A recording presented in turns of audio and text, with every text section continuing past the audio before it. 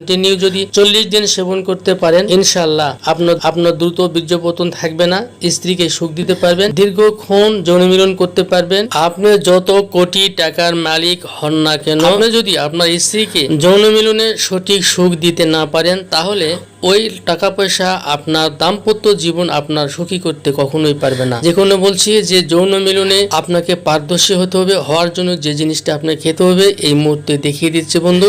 স্ক্রিনে দেখছেন একটি গাছ, অনেকেই চেনে কম বেশি। এই ঘৃতকাঞ্চন গাছ আপনাকে সংগ্রহ করতে হবে।